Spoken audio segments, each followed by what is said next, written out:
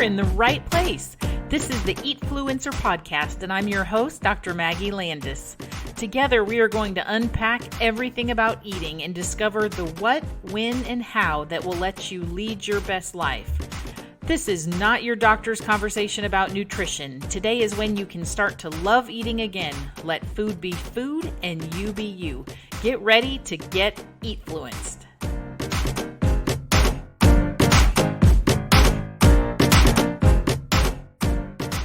Welcome back to the Eatfluencer Podcast. I'm thrilled you're here today. I've got another guest episode today you're going to love. This is something that I haven't addressed fully. I have had other fitness professionals on the podcast before, but probably not enough, because really and truly this toxic Fitspo culture is the yang to the diet culture's yin. It is like two peas in a pod.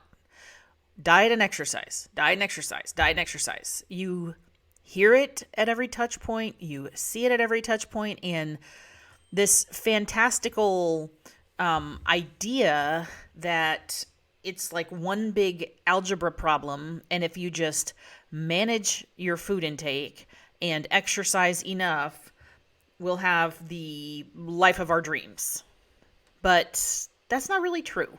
And there is, of course, reasons to move your body, and being sedentary is a risk factor for lots of things. But there's a big, big difference between not being sedentary and feeling, like you have to participate in this toxic Fitspo narrative under duress because your body is somehow broken or incapable and you have to change your body. We also know there's a huge emphasis on aesthetics, and often that's the sort of goal or the end point is weight loss and shredded abs and muscle definition and all these things. But we're going to talk about some of that today and how problematic those narratives are.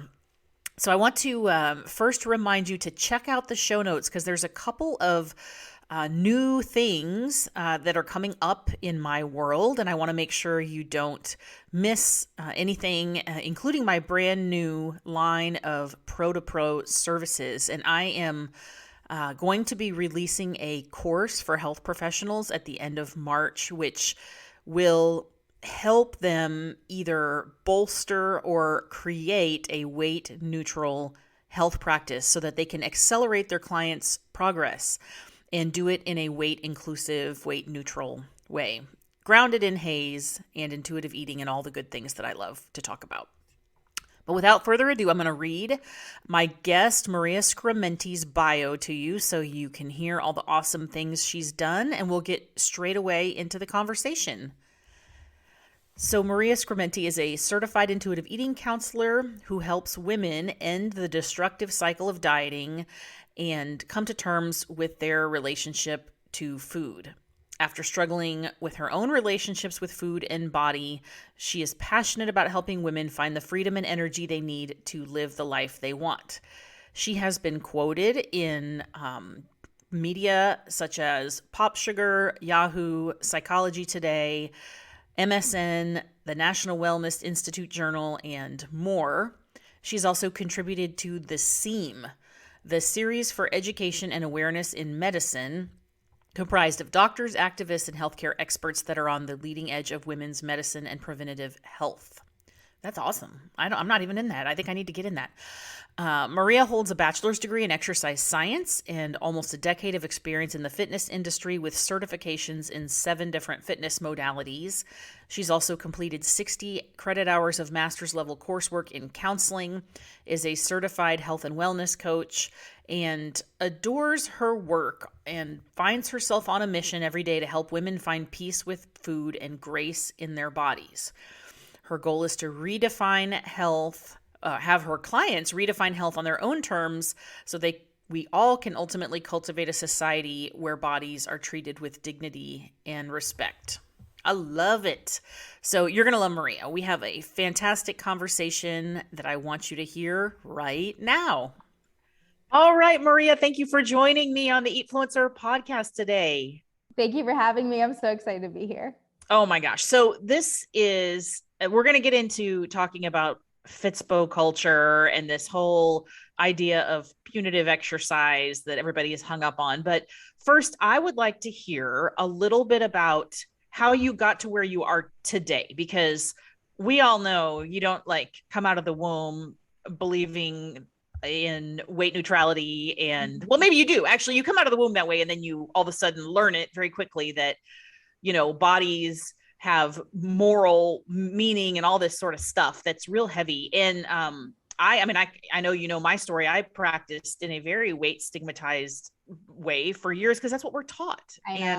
You have this background, really strong background in the fitness industry, which I know is very much weight focused and aesthetic focused. So I'd like to hear how you got from there to here. Like, was it a moment, or was it a gradual, like, sort of transition?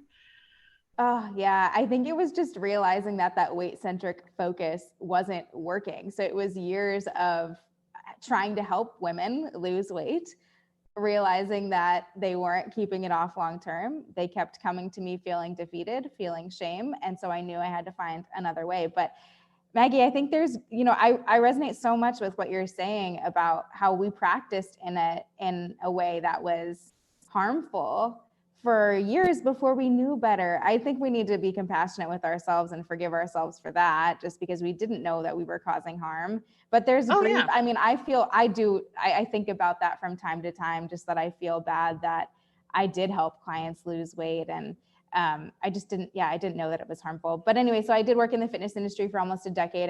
And I came to, before devoting my career fully to like anti-diet work, and I found intuitive eating probably 5 or so years ago, and just kind of gradually started emphasizing that instead. But it was a bit of a slow process. I'll say it wasn't like an overnight thing, especially because it was so paradigm shifting that I needed some time to let it settle.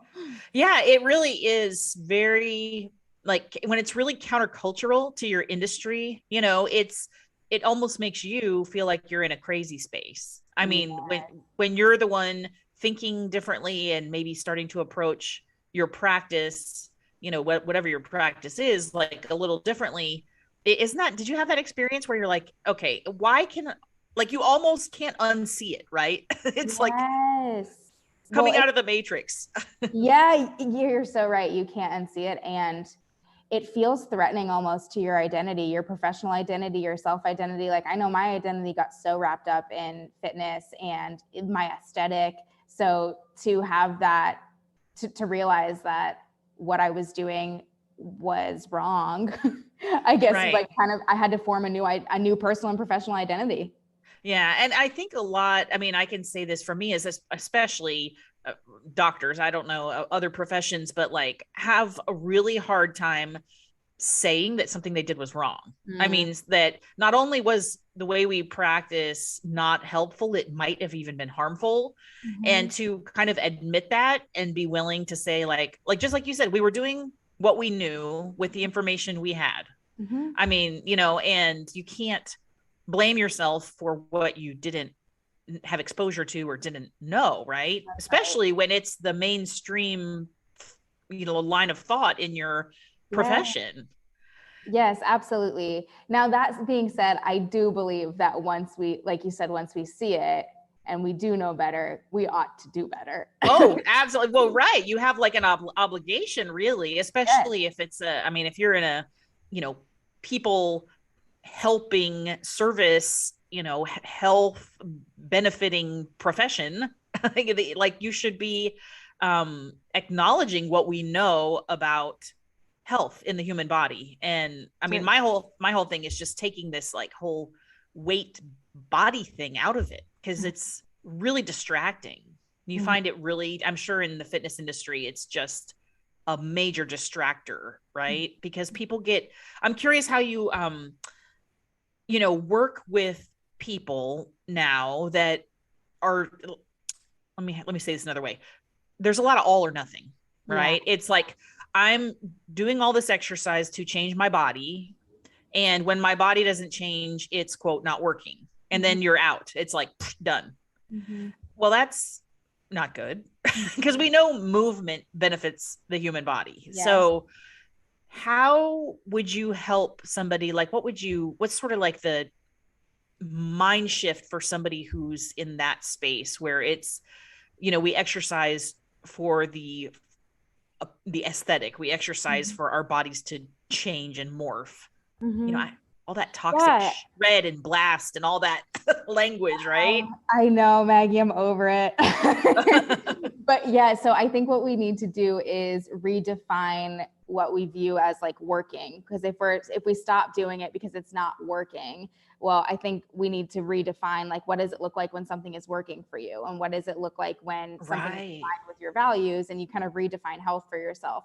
So we could point to think if the marker before for like this is working was weight loss, and we're no longer using that as a metric, then what can we use instead? How are you feeling energy wise, right? Energetically. I would say like ADLs, activities of daily living, are those getting easier for you? Can we focus on things like strength, mobility, flexibility? So there are other like aspects to health that I think we could point to. But then it's also like if you were losing weight and you were losing weight because you were engaging in really intense, like high intensity interval training, like, no days off, and that was your approach to fitness, and you take a more gentle approach, but your mental health is improving as a result of taking that more gentle approach, then to me, like that's working and that's effective and that's progress. That's better for you if it's more supportive of your mental health. So I think that Right. that's something that we need to factor into, is it's like, what does it really look like for you to be healthy, not just physically, but let's take into account like what this approach to fitness was doing to your mental health. Right, exactly. Well, and that's the same thing in practicing medicine is we focus so much on the physical body, and really neglect to a large part like how that affects our emotional and mental health and social health. And yeah, I mean, you can probably lower your cholesterol if you like adopt some super uber rigid, vegetarian only something diet. But if it's miserable and you Mm-hmm. hate it and Mm-hmm. every day you're stressed, I believe that kind of thinking like really undoes any maybe fringe benefit of what you're doing. Yes, I And I would wish say, there. is exercise the same like that? Yeah, gosh, totally. I wish more people thought like you, Maggie. And I do think that you do have to do like a cost benefit analysis. Like if I'm going to sacrifice something, or if I'm gonna engage in a behavior that would like technically improve some markers of health, but I have to sacrifice something that feels joyful to me. Like you said, like if I'm going to skip out on eating foods that I love for the sake of maybe marginally improving my cholesterol, it's like, well, you do have to, I want people to weigh that and like kind of decide what feels more important to them. I do think there's a balance. I don't think we need to be so all or nothing. Right. Well, and that's the idea. And I know you as an intuitive eating counselor like understand this, but people think that when they hear intuitive eating, they think that means like, oh, whatever, just Mhm. like anything goes, like whatever, like it makes no difference what you eat or if you exercise or if you sleep or whatever, you can just sit there and mainline sugar and it's not, that's not it. The idea to me, I'd like to hear what your take is on that, but like to me, the underpinning of the entire whole intuitive eating Mhm. framework is that the human body is designed to work. Like it's, Mhm. really in spite of us in a lot of cases, right? Yeah. Yeah, I mean, our bodies are wired for survival and they want to keep us as healthy as possible. So we have that going for us. But I do think that intuitive eating honors, I guess it goes back to that approach of what we were saying about mental health plus physical health. Like intuitive eating honors our humanness, our humanity, in a way that like dieting and diet culture doesn't. And it acknowledges that there are so many other factors to our health. And so like that's a standpoint that I take with clients now, is like I'm very much concerned about the health of their relationships, and are they sleeping well, and what is their stress, what is their work life balance, what kind of access do they have to food. There are so many other things that that are going into their determinants of health. But at its core, I mean, you're right. There are so many misconceptions about intuitive eating. At its core, it is a self-care eating framework. And if you were to eat in a way that was rooted in self-care and you just showed up every single day, like, what would it look like to feed myself and to nourish myself from a posture of like just genuinely caring for myself and my body? That looks drastically different from feeding yourself from a deprivation standpoint, just for the purpose of weight loss. So I think, I don't know, intuitive eating does get a bad rap if you're not, if you don't know too, that there's like 10 evidence-based principles and there's a very logical framework for implementation. Like it's not just like mainlining sugar. Right. Exactly. It's not, and it's evidence-based. I think that's the part that people don't know is, Evelyn Tribole and Elise Resch, who like wrote the book literally on it. And this, by the way, was in the 90s. Yes. When so they didn't just like come up with this last year because it was like trending on Google search or something. Like they were doing this. If you think Maria and I are fringe now, like think of what they must have looked like in the middle of the 90s when everybody's, drinking Slim Fast, Diet Coke and, yes.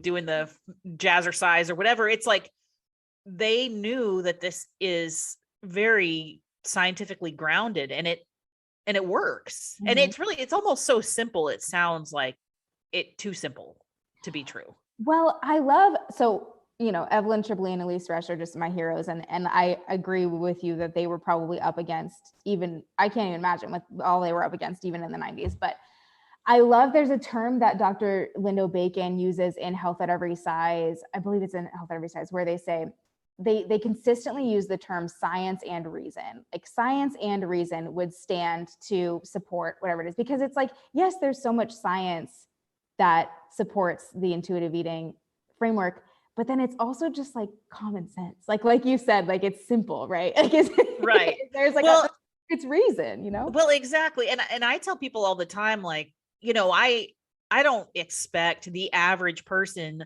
to be reading journal articles on exercise physiology and weight regulation and human metabolism and all this stuff. Like that's not what most people consider sort of leisure fun activities.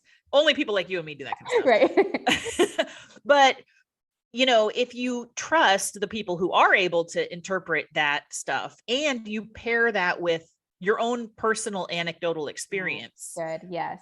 Then it really seems sensible. I mean, because any individual woman like you and me who has dieted for their whole entire life and weight cycled and lost weight, gained weight, tried all the diets, like you are the evidence that this is not working, right? And the fact that we're all having the same problem is kind of collective evidence that it's not working. Like, is it possible there's actually a reason that this is failing all of us? Well said. Very well said. Yeah. We'd be done by now, right? What I say all the time is like, we'd be done. If there was there wouldn't be, and this gets me to my next question I want to ask you, because there's a lot of confusion. I think that's part of the problem is people that want to pursue health, which of course is a choice, don't even know what is real and not real, because these people say be carnivore, these people say be vegan, these people say exercise 30 minutes a day, these people say exercise 2 hours twice a week, these people say lift weights, run, blah blah blah blah, sleep, don't sleep. It's like, what is in terms of, let's get back to the fitness thing, because I know this is like, I just think it's so fascinating how you have such a rich history in that industry and have totally shifted your perspective. But part of the confusion, I feel, is that people in fitness are giving out a lot of nutrition advice. And some of them are probably not qualified to be giving advice at the level they are giving. Certainly. So how does the average person who's going to the gym, who paid for the personal training package at the Gold's Gym or whatever, like how do they reconcile what they're hearing with, do you know what I'm saying? I'm like, it's confusing, right? It's confusing as heck. That's why everybody just throws in the towel and says, screw it. Exactly. It is so confusing. And I got confused at a certain point and I did throw in the towel and say, screw it. And then I more fully integrated intuitive eating into my life, which I think helped me find that really beautiful balance, like that middle ground of like, it wasn't like I have to either care the most about nutrition or not care at all about nutrition. But with intuitive eating, there's like sort of a beautiful middle ground. But prior to getting to that point, I experienced the exact confusion that you're describing, because there are so many conflicting opinions in nutrition science, but then also just like influencers and trainers and all these different people who are saying different things. So everybody's an expert. Everybody's an expert. I mean, I guess that's I have an issue with like, you don't have to be that industry is very unregulated. Like, and coaching even too, it's kind of like anybody can give out advice and sort of get away with it. So I think, but why do we trust fitness trainers who maybe aren't qualified or don't have the credentials, but we still will let them give us plans and programs and we will follow them? And I think that's because, like, I know when I was a trainer, people would come to me all of the time asking for nutrition advice. I would offer them, I thought that I was operating within scope of practice, but looking back, I don't know if I always was, to be honest. And again, I feel badly about that. But it came from a well-intentioned place of, I thought that I was helping people be healthy. I thought that I was just helping them meet their goals. But I also think part of the reason that like my clients and people will just so blindly trust fitness professionals, even if they don't have the credentials, is because they have a body that they want. And we live in a society that prizes people who have a thin body or who have six-pack abs. And we will go to extremes. We will even forgo our own reason or forgo. Like, I know there were times when I was doing diets that trainers gave me that I was like, deep down, Maggie, I was like, this can't be healthy. Like, I knew that. I'm like, this is restrictive. Like, I'm going to get malnourished, but I still did it because I was like, will this help me get the body that they have?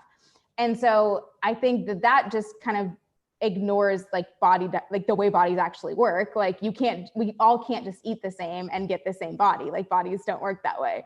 But we trust, like, if I have a trainer who has a body I want and they give me the way that they eat, then I'm going to be okay. So I just have to do that. And then I get to look like them. So we don't really care that they're not qualified. Yeah, that's such a good point. Yeah. It's a aesthetic. I mean, it really is an aesthetically driven, or I should say, typically is an aesthetically driven profession. It doesn't have to be. Yeah. And I encourage people all the time to look for like those jewels, the personal trainers, the athletes, the yoga instructors that have a diverse appearance, who are very fit. Many of them, I wouldn't want to meet them in a dark alley. They could take me down in a minute, like fitness and your size they're not like mutually exclusive. That's right. Things. Yeah, it's totally possible to be fat and fit, just like it's totally possible to be really thin and not be fit and not be healthy.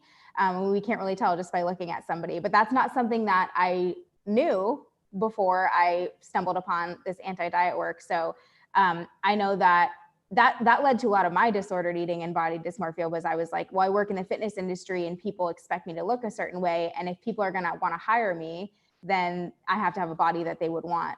But I don't think I really answered your question about like, how do we reconcile all of this misinformation and like conflicting like prescriptions for nutrition and for diet.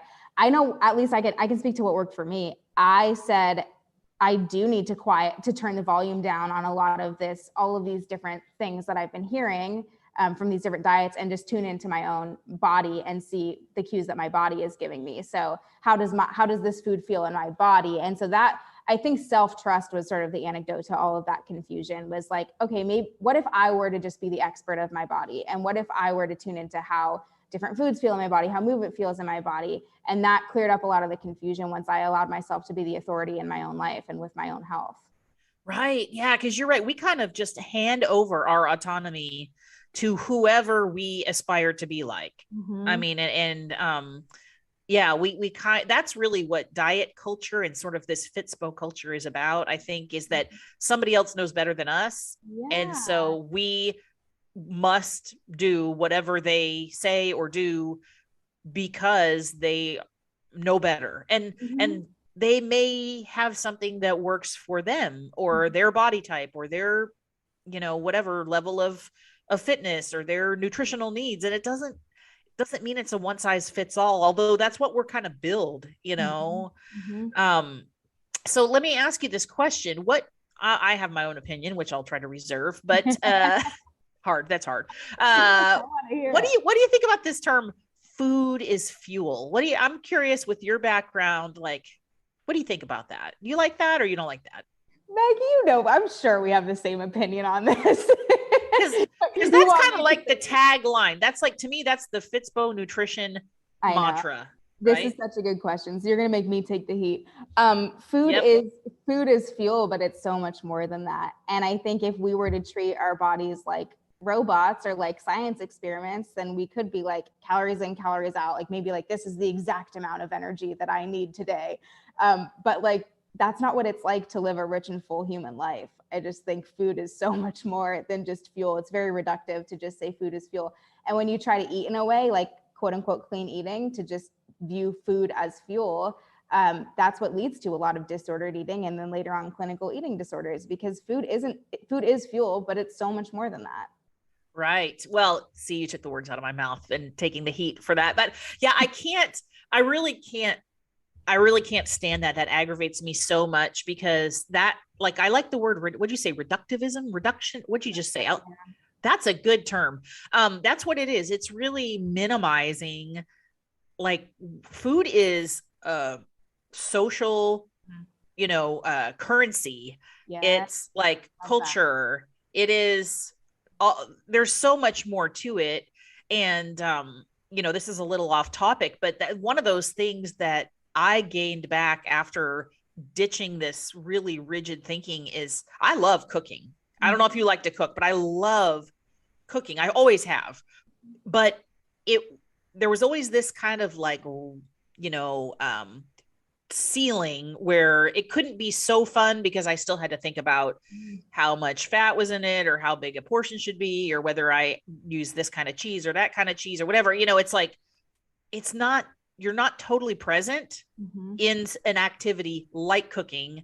I would say, like fitness, like anything. You're not really present if you're always having this little side, like, person sitting on your shoulder saying, like, no, no, that's not good, that's not enough, that doesn't meet the standard or whatever. Mhm.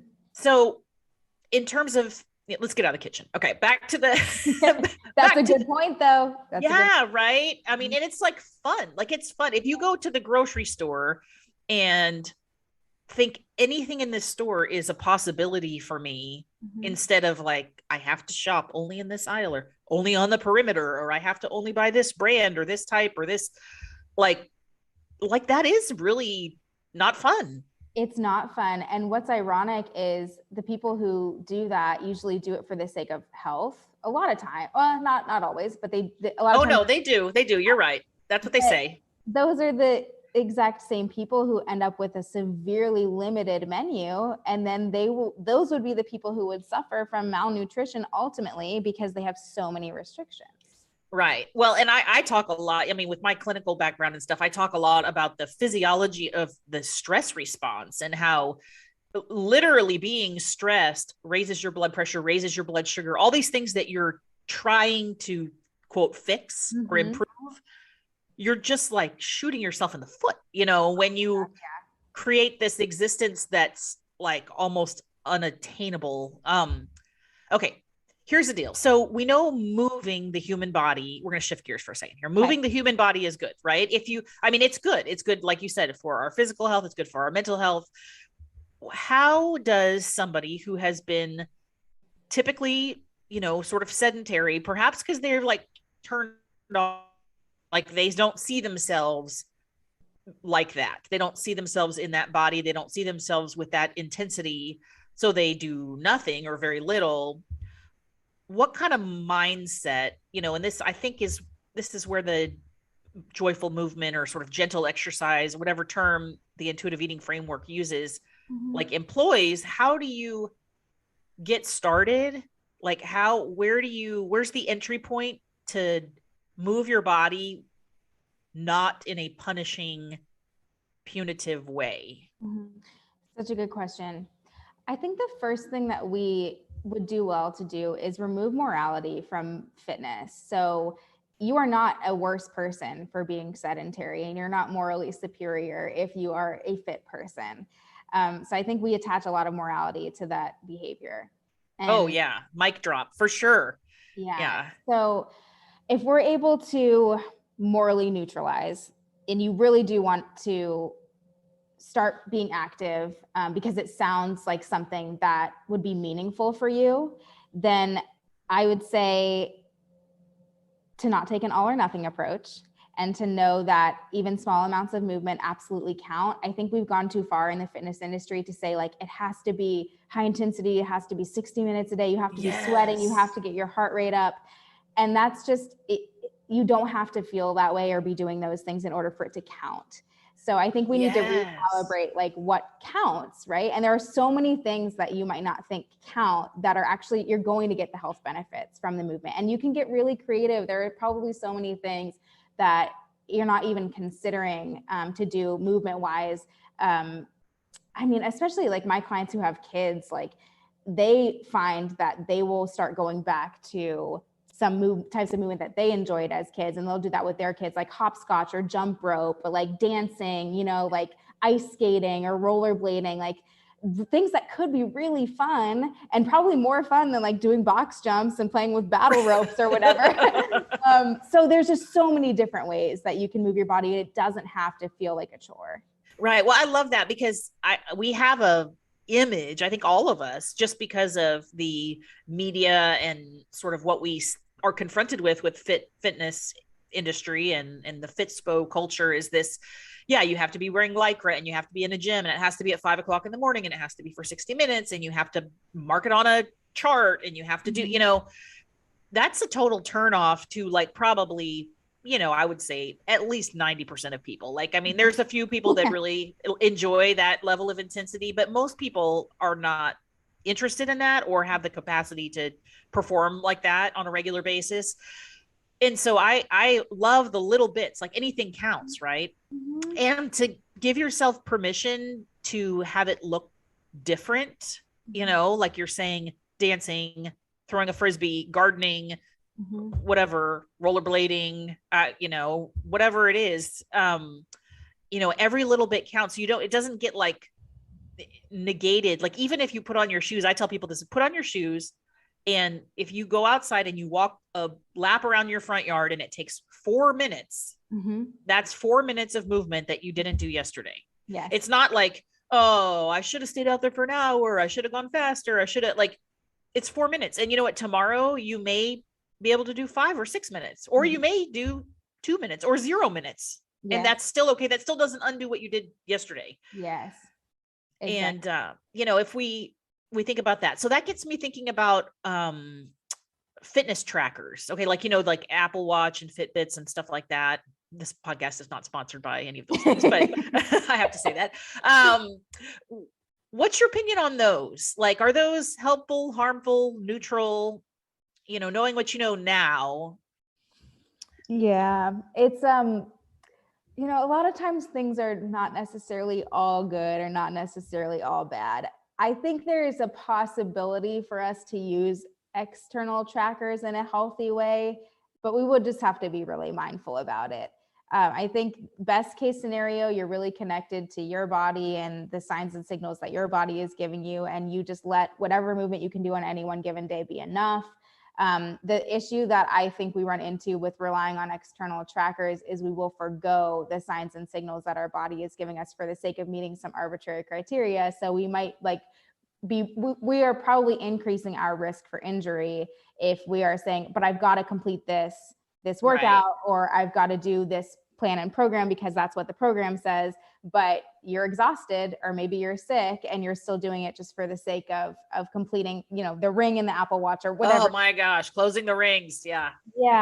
Yeah. So I just wouldn't want people to be foregoing or I guess there's just a possibility that you could sacrifice your safety and your health for the sake of just completing, something externally. Right. Yeah. And I agree with that. I have an Apple Watch and I like using it as kind of like a piece of information, Mhm. and not like as the driver for what I do. I mean, like if I go for a walk or a jog, I do kind of like to see that, like, oh, this is how long it took, or Mhm. this is how far I went, or what, you know what I Sure. mean? But that's only just really for my information, not for any, like, it's not like, well, tomorrow I must go faster. And the closing the rings thing, I mean, when people put that little screenshot on Instagram, you know, like, I closed my rings for 47 days in a row, you're like, so what? Right. You know, it's this competition culture Yes. um that is really, really tough. So yeah, it's, if you can use it as a tool. I mean, honestly, I like my Apple Watch because it has like the weather on there, and it has like the my upcoming calendar things, so I remember to Yeah. pick my kids up at school and stuff like that. So it, you know, but if you really have to view it as a just an informative piece of data, it's not Mhm. the backbone of Yeah. your routine, right? I think that perfectly illustrates what a healthy relationship with those trackers looks like, because you're able to just receive the information neutrally. And like, it sounds like too, there's no shame for you. Like, I think a lot of people will judge themselves if they don't feel like they did enough. And like, they're attaching a lot of drama to that information. But for you, it's just like very neutral. And I think that's healthy. Right. Well, and if people really want to improve their level of, you know, sort of fitness, and I say fitness meaning like exercise capacity and cardiovascular fitness, like looking at your heart rate, you know, while your resting heart rate, or your heart rate while you're exercising, is like a reasonable thing to occasionally know. Like, Mhm. okay, over time, I've adopted this practice of going for a walk with my dog. You know, 3 months later, my body hasn't changed, but my heart rate when I'm walking with my dog is 110 instead of 120. Well, then that's like, that is actually health. I mean, that's like a health metric that's subjective and has nothing to do with whether my waist shrunk or got bigger, or I, you know, shredded, toned, blasted, all those Fitspo words. Right. I hope that those listening have picked up on the fact that not once have you elevated or even like pointed out the importance of weight loss in any of this, as we're talking about like how you can improve your health. And like, we haven't even mentioned like weight, because that it's irrelevant. It really is. And that, well, that's the health at every size thing, is that the whole concept is that weight and health are almost not related at all. And if they are related even a little bit, it is very tangentially, you know? And yeah, it's, I mean, you know, if you really think about it, just think about the people you know. Like, you certainly know a lot of very slender, unhealthy people. I Yes. mean, I Yes. meet them all the time. I used to work in a hospital, and we had a lot of people that came in with really bad substance abuse problems, and there, some of them are the skinniest people you've ever seen. Nobody in their right mind would tell you that those people are healthy, Yeah. you know. So I don't know why we assume the other end of the spectrum to be true, you know, that if you're in a larger body, you're immediately unhealthy, which is like really the prevailing narrative that I people like know. you and I are trying to bust up. I know. I know. I hope we're Yeah. doing it. I hope so too. Can I ask you a question? Oh gosh, I guess so. Because I'm the one that gets to edit the podcast. So if it's a bad question, Oh, that's right. I You can can take cut it it out. out. Okay, this is something I've been curious about. Do you think it's possible to not move your body at all and still be healthy? Um, well, I would say yes, with a little asterisk. If what you define as health, because really health, we talked about, you know, your physical health, your mental health, your emotional health, your social health, your spiritual health, like it's really defined by you. Mm. So if you feel like the quality of your existence in all of those sort of sectors is good enough and satisfactory to your liking, and you don't move, I think that's like fine. You know, I'm not the one that determines if you're healthy. Oh my Like, gosh, I'm obsessed with this answer. I'm so glad right? I asked. I'm so Yeah. glad Well, I and I think there would be very few doctors that would say that. The doctors are trained to basically I tell you if you're healthy or not. That's my job, right? That's what Yeah.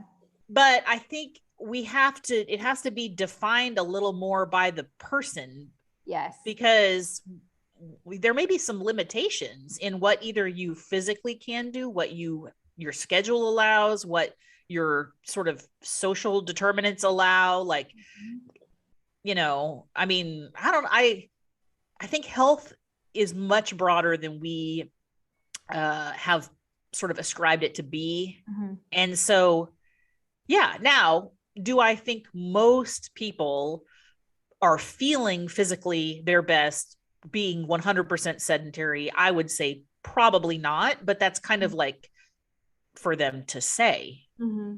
Yeah, I mean, I'm kind of thinking about some of my clients with disability or with chronic illness who like it physically hurts them to move a lot of the time, or they just can't, like, they can't realistically adopt a movement practice right now. And so I hope that what you just described like helps them to feel a little bit better about that. Yeah. And there's always like something, like there's always, I mean, even if you're bedridden, Mhm. you could do some really super simple stretching exercises and, maybe turn your head from side to side or lift your arms up. I mean, and this is obviously like way, extreme, but like if that movement feels good to you, I mean, it's the reason we like, in the morning when you're like, raw, you Yeah, stretch, like arch your back and stuff. I'm not doing that because I'm burning calories. I'm your doing body. that because my body kind of needs it. Yeah, So I think each person gets to determine what their body needs. The bottom line is just it's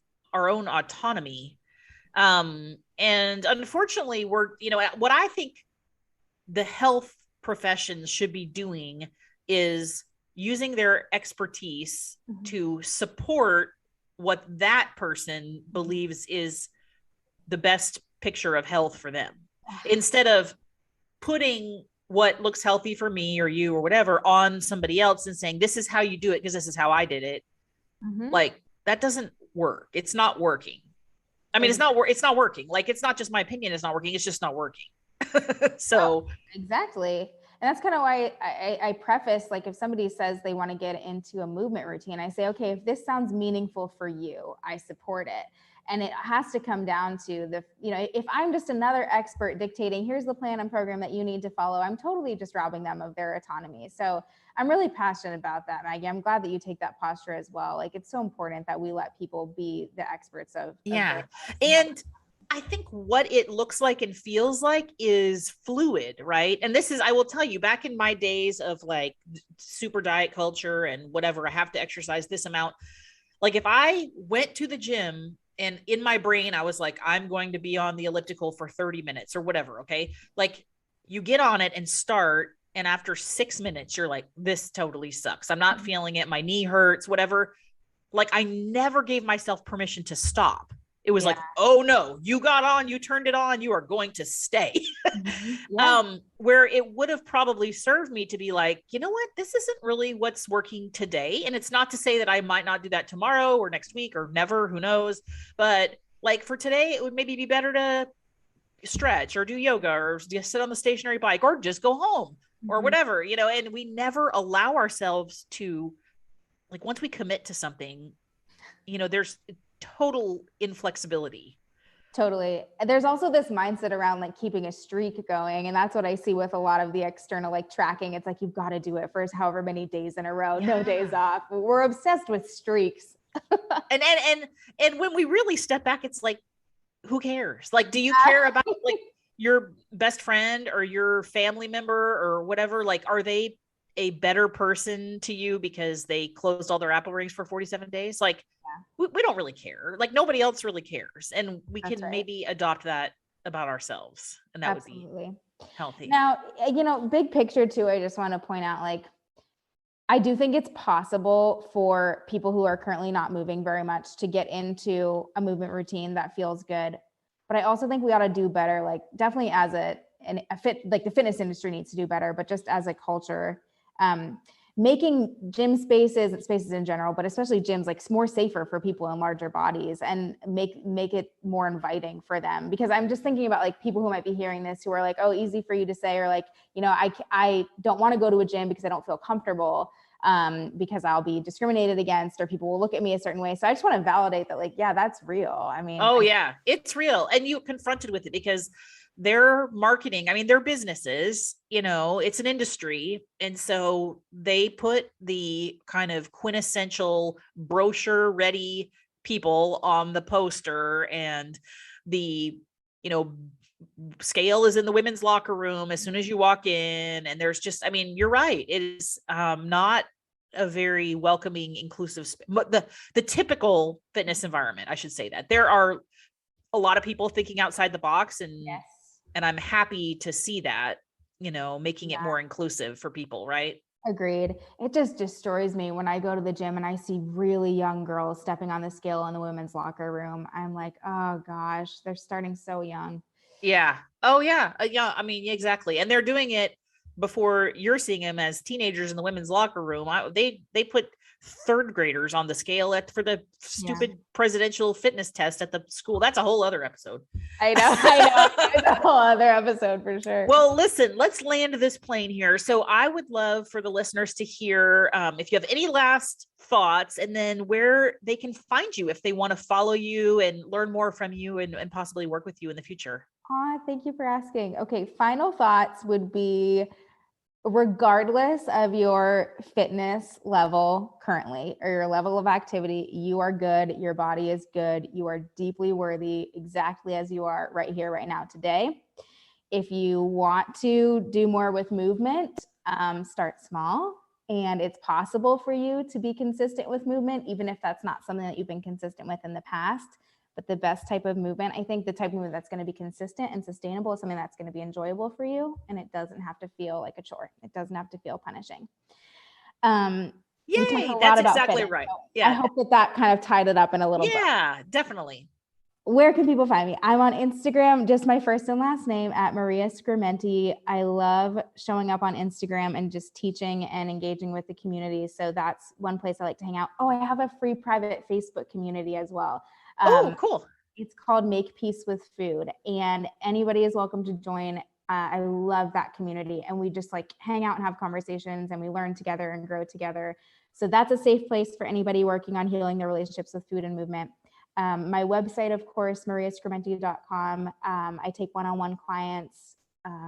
I think those are probably the top three. Facebook. Fabulous. And I will put that all in the show notes so people could just click and find you. Thank you. That's generous of you. Well, thank you for coming. I'm so glad you carved out a little piece of your day to share your expertise with my audience. I'm sure this has been beneficial to all of them. My pleasure, Maggie. Thank you for having me. All right. When I'm right, I'm right. Maria is fabulous. Didn't you just love that?